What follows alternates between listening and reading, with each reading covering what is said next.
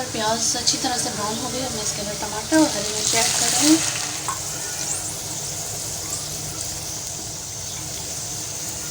मैं इसमें ऐड कर दूँगी। अब इसके अंदर ऐड कर दूँगी मैं छोले। जी तो यहाँ पर आप लोग देख सकते हैं चावल भी मैंने बॉईल कर लिए और इसके अंदर डाल दूँगी चने का कोरमा, डालूँगी ब्राउन प्याज, डालूँगी आलू जो फ्राई करके रखे थे, आलू भी इसके अंदर ऐड कर दूँगी। अब इसको मैं लगा रही हूँ तह लगाने के बाद इसको मैं लगा रही हूँ दम पर।